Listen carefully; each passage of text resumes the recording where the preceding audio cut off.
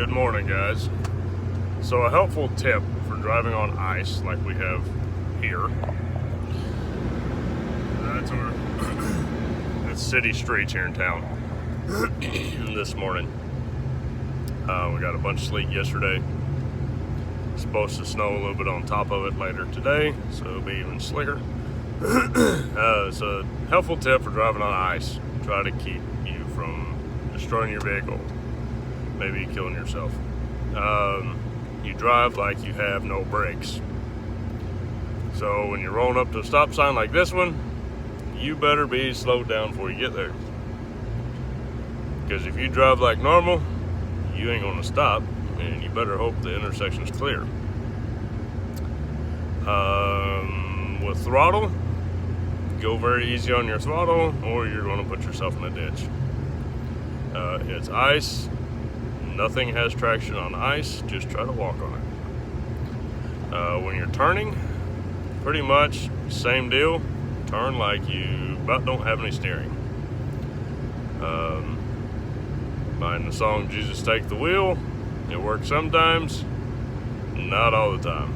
We was coming back from St. Louis yesterday, and some of the people that probably asked Jesus to take the wheel, well, he had too many people to take care of, because their rigs was in the ditch, and even a semi was upside down.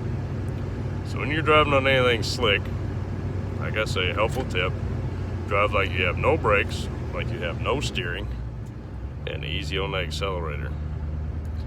Because you never know when something might change, and you will. I'm crossing train tracks right now, so make sure there ain't no dang train coming. You never know when things may change and find yourself either smashed into somebody else or off in a ditch. The truck I had before, like this one, 02 Duramax diesel. It was several years ago. Driving it, well, these Allison transmissions sometimes decide to downshift themselves, which I will probably end up leaving this at my shop today and drive my Jeep home just for that reason. Because the truck, I was driving like I should have been. We had about 6-8 inches of snow. It was real wet. The ground wasn't frozen, kind of like we had last week. And it's hard to drive in slush. A hard pack, you can drive in it. You just mind your P's and Q's. Slush, you can get messed up in a hurry. So anyway, the truck decides to downshift. I already had it in four-wheel drive, going down a pretty steep hill. We go into a four-wheel skid.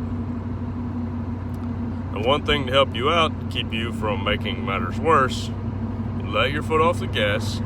Do not hit the brake. If you hit the brake, you're turning what mess you're already in into a whole bigger mess.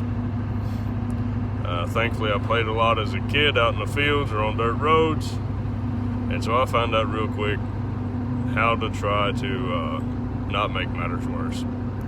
So anyways, going down this hill, at the bottom of the hill there's a creek with a bridge. The creek's pretty deep.